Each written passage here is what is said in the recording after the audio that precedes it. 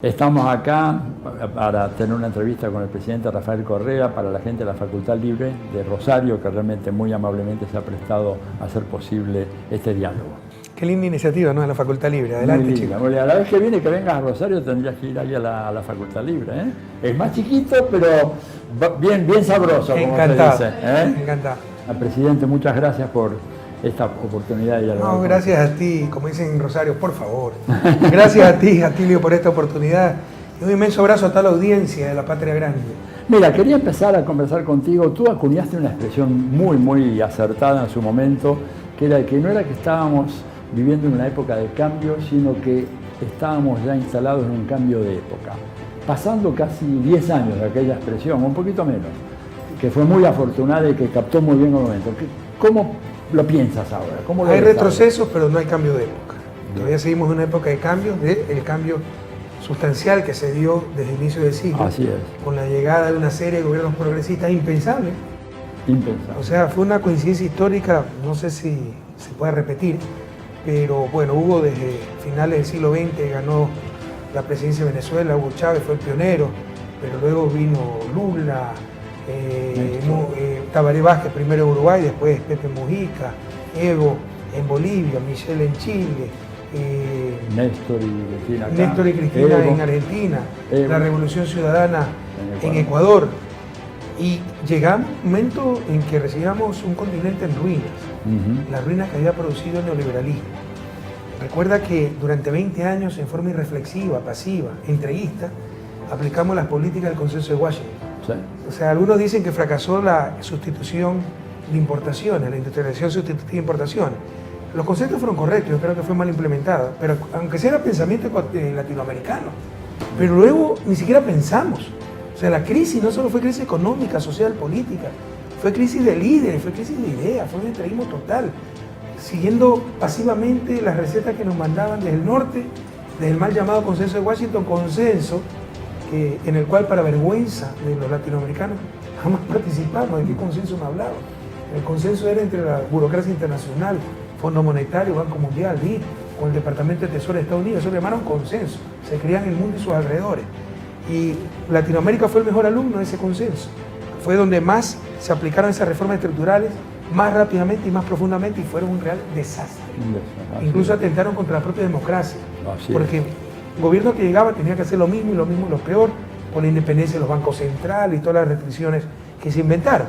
Esa fue la América Latina que recibimos, una América Latina donde aumentó la desigualdad, perdía la dignidad, la soberanía, bases militares, extranjeras, extrarregionales. Y empezó ese cambio de época, ¿no? De dignidad, de soberanía, disminución de la pobreza, mejora la equidad, políticas propias, nuevo pensamiento, el socialismo del siglo XXI, la integración, UNASUR, CELAC. Ahora estamos en retroceso, pero todavía no hay ese cambio de época y probablemente es parte de los procesos históricos, ¿no? Claro que da lástima, pero los procesos históricos son así, no son lineales, sino que avances, retrocesos, pero no se vuelve al lugar de origen. Yo creo que nuestro pueblo no permitirá que nos vuelvan al pasado. Algo se está retrocediendo. Es costoso, es doloroso, puede ser irreversible en cierto grado, pero no vamos a volver a ese pasado, al punto original, y ojalá esto pase pronto, ¿no? Y recuperemos el terreno perdido. Sí, porque hay algunos indicios interesantes, por ejemplo, de que gobiernos como los de Argentina o Brasil, que parecerían ser como los adalides del nuevo ciclo de derechas, algunos están hablando de eso, son gobiernos que están en una situación económica tremendamente difícil, carentes de legitimidad. En el caso de Brasil, bueno, un caso patético, el presidente Temer no llega a tener 6% de aprobación. ¿Tú te imaginas un dirigente progresista con 6% de... O sea, con menos del 40% ya no es dirigente, ya no es presidente. Claro. Pero eso te demuestra que la fortaleza de esta gente no está pues en su popularidad, que es la esencia de la democracia. No, está en los medios de comunicación, está en los poderes fácticos, los soportes extrademocráticos, artificiales. Claro. Y eso es ilegítimo, ¿no? Ahora, fíjate que en el caso de Brasil, por ejemplo, si hubiera elecciones, claramente triunfaría Lula. Lleva 30 puntos de ventaja, ¿verdad? Y hay que ver si el Tribunal Constitucional accede a sacarlo definitivamente del juego a Lula. Yo creo que, no el tribunal, la justicia, los tribunales de justicia lo van a sacar del juego dictándole prisión. Es muy probable que en los próximos días Lula da Silva vaya a la cárcel. La única forma de derrotarlo, impedir que participe. Mira, en todo caso, Argentina y Brasil son casos diferentes. Sí. En Argentina se perdió democráticamente, al menos sí. formalmente hablando, sí, porque sí. es real que no combatimos solamente con los partidos de derecha, sino con sus medios de comunicación.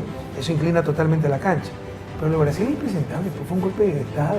Tremendo. Y nadie dice nada, la región mira a otro lado, no existe el sistema interamericano, una profunda tristeza, ¿no? Y doble moral, porque si eso ocurriese, si un Temer no fuera de derecha, sino de izquierda, olvídate, pues hasta invasión hay, ¿no? Jamás lo deberían gobernar. Pero si es de derecha, gobierna con el 6% de popularidad, y es lo que te dé la gana, y legítimamente dando un golpe de Estado a la presidenta que fue electa en las urnas.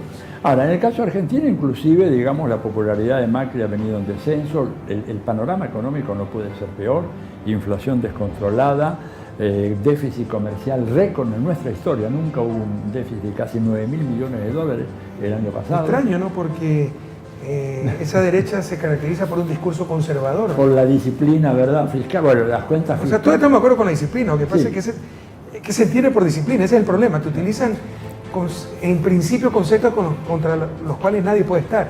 Libertad, ¿quién va a estar de acuerdo con la libertad? Pero para ellos libertad es no intervención. No, la verdad libertad es la no dominación. Y para eso debes intervenir, debe haber acción colectiva, un importante rol del Estado. Entonces nos roban conceptos valiosos porque los distorsionan. Entonces todos debemos ser disciplinados. ¿Pero qué tienen como disciplina? Lo que pasaba en Ecuador, las leyes de transparencia y disciplina fiscal impuestas por el Fondo Monetario, donde te obligaban a que crezca el gasto público solo 3.5% anual. Sí. Así descubrieses uranio, así te regalara Bill Gates 10.000 millones, construir una nueva hidroeléctrica era ilegal, rompían la ley. ¿Cuál es el objetivo de estas leyes? No era la disciplina, no era la transparencia, era que todo lo hiciera el sector privado y que todo excedente de ingresos sirva para pagar la deuda externa, porque lo único que no tenía límite era el servicio de la deuda. Bueno, que en la Argentina ha crecido exponencialmente, como ha crecido la desocupación, fábricas que cierran, pequeñas empresas. Ahora hay algunos indicios alentadores en eso que tú dices sobre el momento actual, ¿no? Por ejemplo, la buena performance en la campaña electoral de López Obrador en México, un dato muy interesante. Imagina que en México llegue un gobierno de izquierda. Es la segunda economía de la región. Yo creo que sí, yo creo que es muy importante. Ya le robaron una elección en el 2002 a Andrés Manuel. Digo, robarle 2 veces creo que va a ser muy difícil. Además, la crisis del Estado mexicano es muy grande. Entonces es un dato. Pero tú ves, ¿no? Con todo respeto para México y para el presidente Peña Nieto, todos nuestros respetos y consideraciones, pero si en nuestro país se pasara lo que pasa en México, olvídate. O sea, en México, ¿cuántos periodistas hay asesinados? Bueno, en cambio, en Ecuador, si tú cuando era presidente se le decía a un periodista que solo pasaba calumniando, oiga, diga la verdad, atentado a la libertad de prensa. Sí, claro. Bueno, en México ya llevan, creo que son 2 o 3 periodistas asesinados en lo que van del año. Sí. Y no es cuánta violencia. Pero en cambio en Venezuela, pues no, ahí sí se magnifica todo. Sí. Hay una doble moral terrible. Tremenda. E incluso, digamos, yo veo que estas dificultades de los gobiernos de derecha pueden realmente ser la base a partir de la cual se pueda relanzar este ciclo. Como vos decías muy bien, no es que esto se ha acabado, no es un proceso lineal. Ahora, el panorama internacional, ¿vos crees que realmente puede ser conducente a un resurgimiento de las fuerzas progresistas en América Latina? A ver, tenemos un gobierno de Estados Unidos que está en una situación absolutamente caótica, nunca hubo nada igual allá, ¿verdad?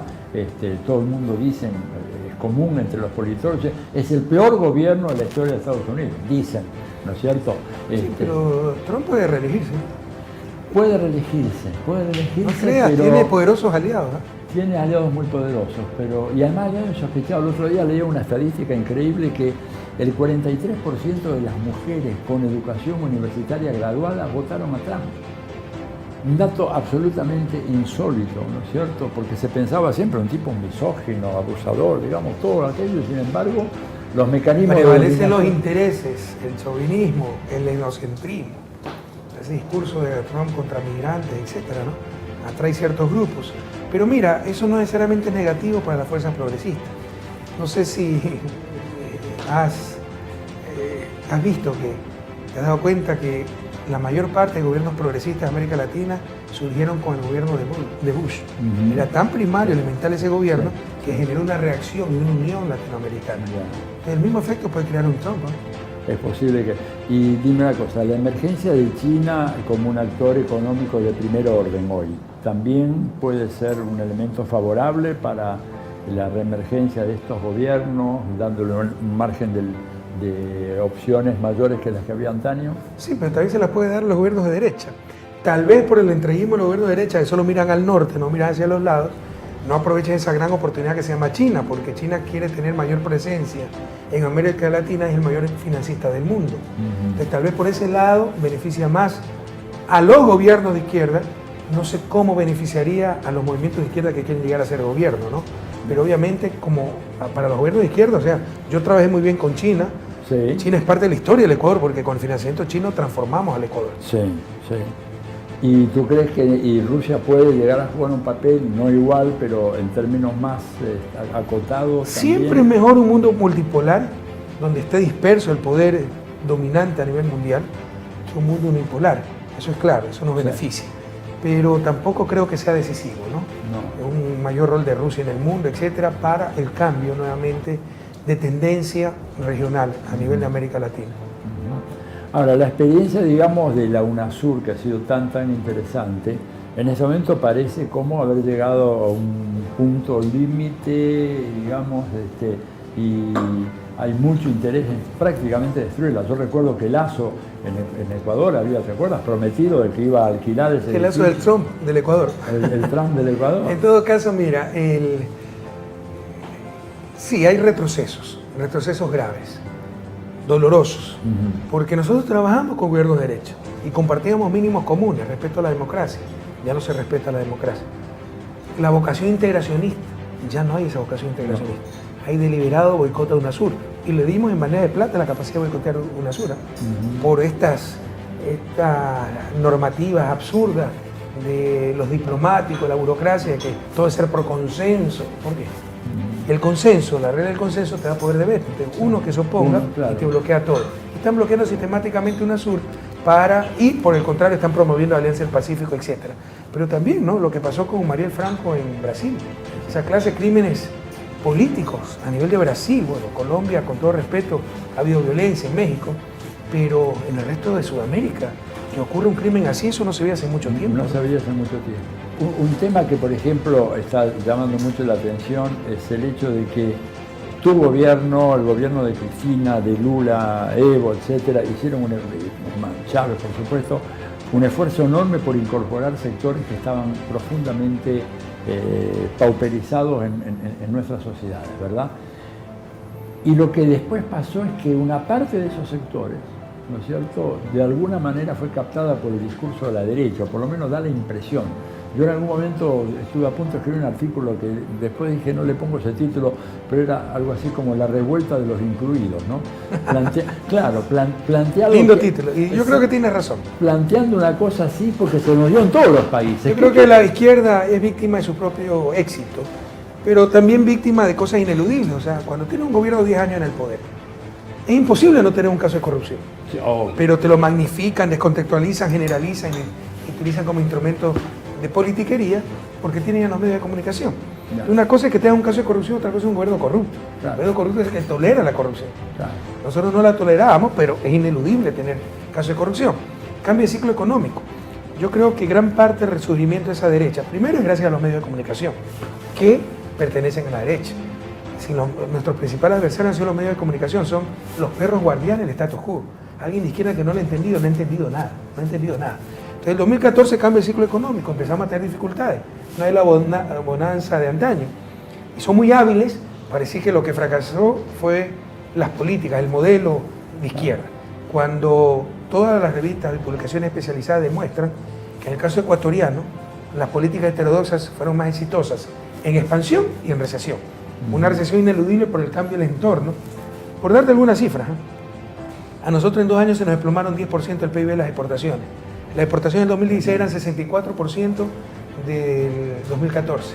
Perdimos 12 puntos en ingreso neto fiscal, porque las exportaciones petroleras son del Estado, pero con la recesión hay menos recaudación de impuestos, tuvimos que pagar sumas millonarias por estos centros de arbitraje, todos a favor de las transnacionales. Tuvimos un terremoto. El terremoto tremendo. Y se apreció ¿Cuántos 8, puntos el PBI? casi 3, más de 3 puntos. del PBI. Solo el terremoto principal, después hubo 4.000 réplicas. Y con todo esto se nos aprecia el dólar, que es la moneda de curso legal. Claro. La tormenta perfecta, triturar la economía. Entonces, pero demostramos que las políticas fueron exitosas en expansión, donde lo hicimos mejor que nadie. Hay estudios especializados al respecto. Y en las dificultades, donde superamos la recesión más rápido que muchos otros países con moneda nacional y con el menor costo posible, sobre todo para los más pobres. No nos subió la pobreza ni la desigualdad. Entonces, pero de todos modos hay un costo. ¿Ya? Y para la gente común, o sea, no le interesa al padre de familia si fue culpa de los mercados internacionales, culpa del Fondo Monetario. A él lo que le interesa es que su hijo ya no encuentra trabajo como antes. El recién graduado tal vez no encuentra un trabajo. O que su esposa en la tienda del barrio ya no vende como antes. Y caen en la trampa en los medios de comunicación porque buscan culpables, algo que justifique esa situación. Culpable ha sido el modelo económico de izquierda, hay que votar por la derecha. Entonces, uno de los factores que empoderó a esta derecha, el cambio de ciclo económico. Otro, los casos de corrupción, que lo manejaron muy bien, armaron muy bien el discurso para hacer creer primero que la corrupción es patrimonio de lo público. Caso de Brecht, el más sonado. Sin corruptores, ¿verdad? Sí. El corruptor Caso de Brecht, no 80% es privado. Claro. Empezando por la propia Odebrecht, que utilizó como lobistas empresarios privados, que sobornaron a mandos medios, en el caso ecuatoriano, de la petrolera Petroecuador, que hacía los concursos para construcciones, por ejemplo, el Poliducto Pascuales Cuenca, etc. Y las demás empresas que se dieron cuenta del cambio de base para favorecer a Odebrecht les pagó para que se queden calladas. ¿Y cómo se coordinaron las coimas? A través de paraísos fiscales, que son bancos privados offshore. O sea, 80% es privado, pero te transmiten el discurso que la política es la sucia, y lo público y el Estado, ¿no? Entonces, eso también empoderó a la derecha. Han aprovechado muy bien el inevitable desgaste del poder, pese a lo exitoso que ha sido en el poder, porque la izquierda ha sido exitosa en el poder. Esto lo vimos en el 2014. Sí, claro. Yo le llamé arrestación conservadora, aunque se radicalizó tanto que ya podemos llamar un segundo plan Cóndor. Solo falta que vuelvan las botas militares, porque ya no se respeta democracia, derechos humanos, constitución, nada. O sea, han perdido todo límite y escrúpulo. Eso es parte de la explicación, al menos que yo encuentro, para este cambio de tendencia de ciclo político de América Latina. Cambio de ciclo económico, y decía Lenin, ¿no? La política es economía concentrada, y el haber utilizado ineludibles cosas que encuentran en el poder, casos de corrupción que enfrentan, ¿no? Haberlo generalizado, descontextualizado, manipulado, lo hicieron muy bien dentro de su maldad. Obviamente también está la judicialización, se deriva de lo anterior, de la política, persecución a los líderes de izquierda, hacerlos quedar como corruptos, quitarle la esperanza a la gente. Hasta ellos han sido corruptos, entonces les esperanza, y así los inmovilizan y son presas más fáciles de los poderes de turno. Pero puede ser que también somos víctimas de nuestro propio éxito. Nosotros sacamos 168 millones de personas de la pobreza. Solo el Partido de los Trabajadores en Brasil sacó 38 millones de brasileños de la pobreza. ¿Dónde estuvieron cuando tumbaron a Dilma? No salieron. Bueno, ahí hay una falla, digamos, que tuvieron todas las experiencias, es que no hubo posibilidad o capacidad o no hubo tiempo de organizar esos sectores que fueron beneficiados, ¿verdad? O tal vez estamos luchando contra la naturaleza humana. El que sale la pobreza ya se cree superior al resto. E incluso hay otro problema, debemos analizarlo como izquierda. Sus objetivos y aspiraciones no coinciden con las de los pobres. Y nosotros seguimos hablando en función de los pobres. Pero entonces cuando tú ya hablas de educación gratuita, no, pues ya tengo para pagar una escuela privada. De vivienda, no, yo ya tengo mi vivienda. Entonces, ¿por qué te identificas con el discurso de los pobres y el discurso de la izquierda? Y tal vez más te acercas al discurso de la derecha, que te ofrece un imposible, una vida de un neoyorquino para todos, ¿no? Entonces, probablemente somos víctimas de ese éxito y lo que llama un autor argentino el síndrome de Doña Florinda. Sí. Es decir, el genial personaje del Chavo del Ocho, ¿no? Sí. Que como tiene un poquito más de recursos que el resto, ya llama al resto chusma, Claro. ya maltrata al pobre obrero don Ramón, Claro. engríe a su malcriado hijo Kiko, y lo hace creer superior al resto también, y que puede patear al resto, y vota por la gente de bien. Claro. Se junta con la gente de bien, el capitalista compasivo de don Barriga, ¿no? Ya más técnicamente lo que se llama la prosperidad objetiva y pobreza subjetiva. Objetivamente están mucho mejor que antes. Sí. Subjetivamente aspiran a tanto que se sienten más pobres que antes. Y caen en los cantos de sirena de la derecha y su discurso.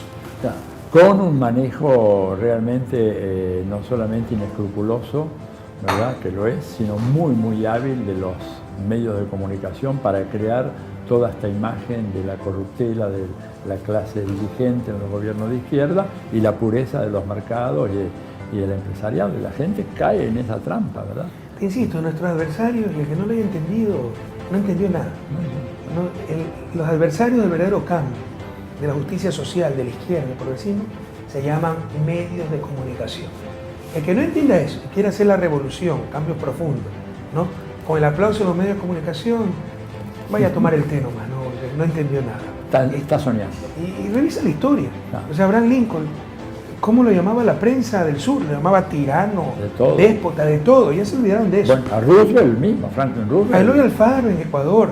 Entonces, cualquiera que quiera hacer un cambio real, alterar el status quo, va a tener el ataque de la prensa, porque la prensa es parte de ese status quo, se nutre de ese status quo, vive de ese status quo.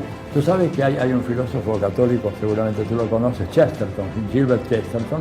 En 1914, él escribió una cosa maravillosa que se aplica al día de hoy, pero perfectamente bien. Empieza la Primera Guerra Mundial y él dice, con amargura, dice: nosotros creíamos que con el advenimiento de la prensa, la gran prensa, íbamos a saber la verdad. Ahora nos hemos dado cuenta que la prensa existe para impedir que la verdad sea conocida. Mira que lo dice al principio del siglo. Me sorprende, ¿no? Porque yo sí creo que hubo un cambio de la ética, el profesionalismo, ¿no?, de la prensa después de la posguerra, ¿no?, sobre todo en los años 70, 80, se volvió funcional a los poderes de turno, ¿no? Al inicio, o sea, la prensa se masifica gracias a los adelantos técnicos, gracias a las democracias que permitieron la libertad de expresión y alfabetizaron a la gente. Entonces empieza a tener poder.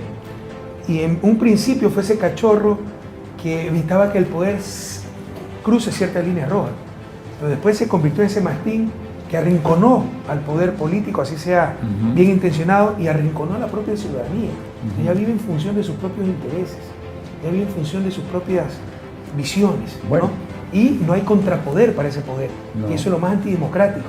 Para que exista democracia, todo poder debe tener contrapoder o debe tener regulación social, y eso se llama leyes, ¿no? Ahora, la ley que tú sacaste en tu gobierno, la ley de medios... Ya la están derogando. Que ya la están derogando, pero tú recuerdas... Fue mandato constitucional. Claro, que Lasso... Sería otra inconstitucionalidad. Que Lasso, al día siguiente que asumió Lenín Moreno, le mandó un pliego de peticiones, creo que el primero o segundo punto era la derogación de justamente de tu ley de medios, que era muy sabia, porque impedía es que... muy buena.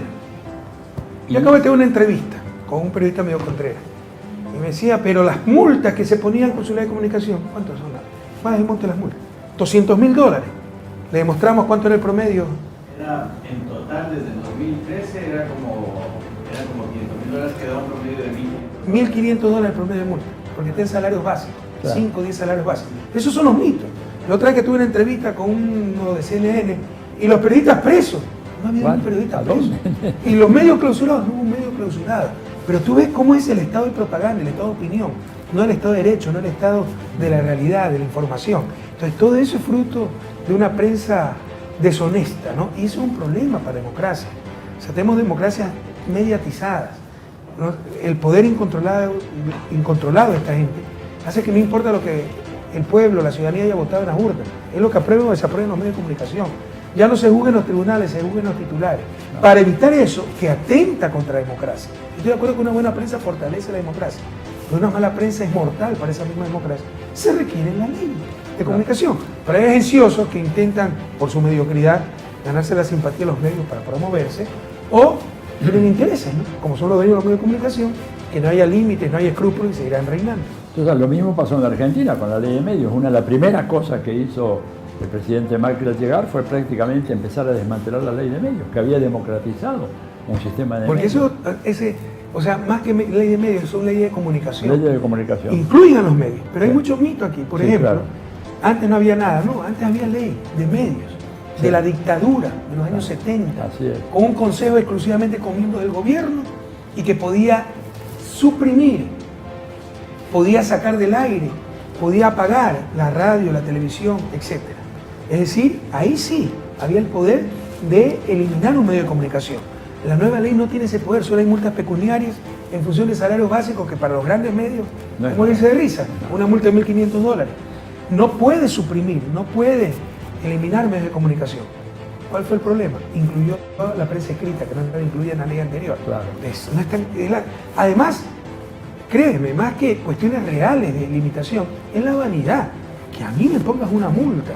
Eso es imposible, si yo soy el rey, yo soy el que manejo todo. Y ese advenedizo que es está mucho ahí de vanidad, claro. porque en la realidad, o sea, las multas son muy pequeñas, el margen de acción muy grande, tienen capacidad de impugnación, etc. Es la vanidad. Claro. Como dijo alguna vez un dueño de uno de estos medios, con la reforma judicial, jueces por concurso, etc. Antes ganábamos todos los juicios, ahora estamos perdiendo los juicios, eso lo dijo. Entonces su vanidad, su engreimiento, claro. que estamos acostumbrados a que todo el mundo le rinda pleitesía y a ser los dueños del universo y sus alrededores. Ahora, Rafael, si tú tuvieras que decir cuáles fueron los obstáculos principales que conspiraron contra tu gobierno permanentemente. La prensa. La prensa, bueno. Sí.